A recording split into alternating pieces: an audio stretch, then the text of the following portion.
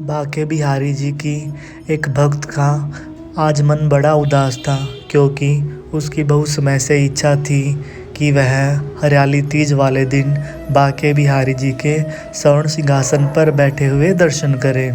लेकिन वह हर बार बिहारी जी के हरियाली तीज वाले दिन दर्शन नहीं कर पाती थी। और अब कुछ ही दिनों के बाद हरियाली तीज आने वाली थी, तो उसे बड़ा दुख था कि वह इस बार भी बाके बिहारी जी के हरियाली तीज वाले दिन दर्शन नहीं कर पाएगी। फिर उस भक्ता के साथ हमारे बाके बिहारी जी जो दिव्य चमत्कार करते हैं, यह प्रसंग आप भी सुने।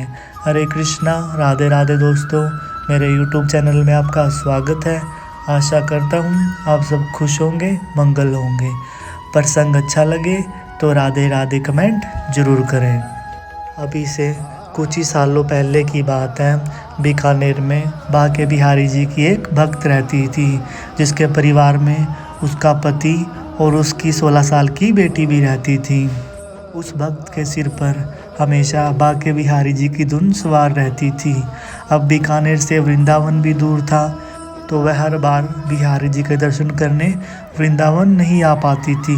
तो इसलिए वह दूर रहकर ही बिहारी जी को हमेशा याद करती रहती थी और हमेशा अपनी बेटी को भी बाके बिहारी जी की कहानियाँ सुनाया करती थी। ऐसे ही धीरे धीरे समय गुजरता रहता है। कुछ ही समय के बाद उनके पड़ोस में उनकी एक सहेली उन्हें बताती है कि हरियाली तीज वाले दिन वृंदावन के बाके बिहारी जी स्वर्ण आसन पर विराजित किए जाते हैं और वह उस दिन इतने सुंदर लगते हैं, मानो सारे संसार की सुंदरता भी उनके सामने कुछ नहीं है। और हरियाली तीज वाले दिन बाके बिहारी जी का विशेष श्रृंगार भी किया जाता है, जिसके दर्शन कोई कोई ही कर पाता है।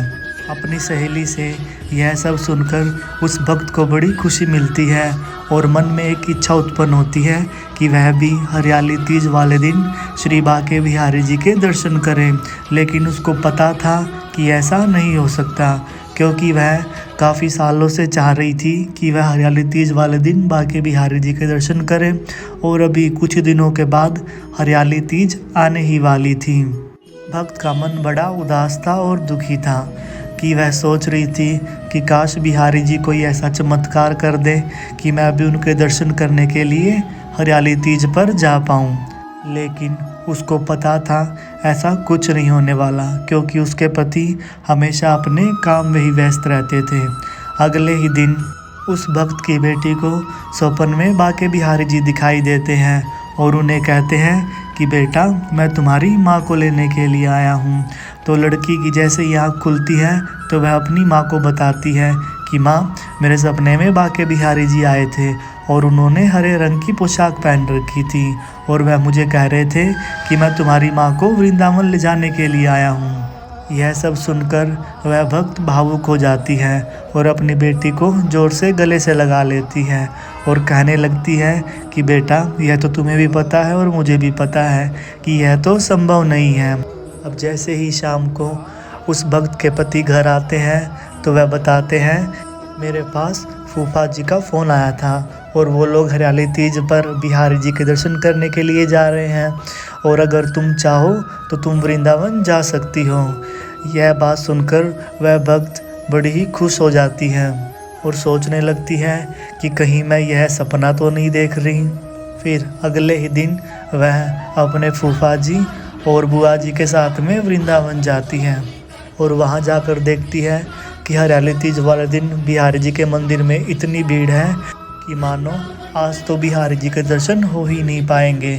वह भक्त अपनी आंख बंद करके बिहारी जी को दिल से याद करती है और थोड़ी देर में पाती है, जब वह अपनी आँख खोलती है वह खुद को बिहारी जी के मंदिर में बिहारी जी के सामने पाती है और बिहारी जी को देखकर वहीं भावुक हो जाती है।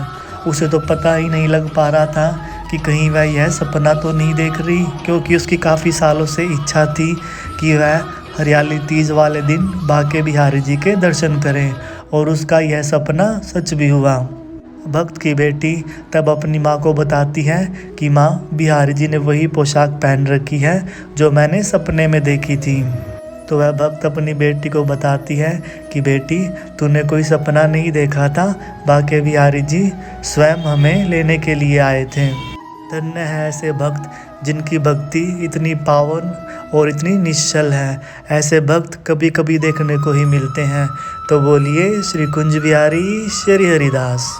दोस्तों, जो असल मायने में बिहारी जी से प्यार करते हैं उनकी कोई इच्छा नहीं होती और न ही वह बिहारी जी से कभी कुछ मांगते हैं। वह तो सिर्फ बिहारी जी की एक झलक पाने के लिए तरसते ही रहते हैं। ऐसे भक्त ही बिहारी जी के सच्चे भक्त कहलाते हैं। तो दोस्तों, आज के लिए बस इतना ही। यदि अगर आपको मेरी वीडियो अच्छी लगी है तो वीडियो को लाइक कीजिए, चैनल को सब्सक्राइब कीजिए और राधे राधे कमेंट ज़रूर करें। मिलते हैं अगली वीडियो में, तब तक के लिए हरे कृष्णा, राधे राधे।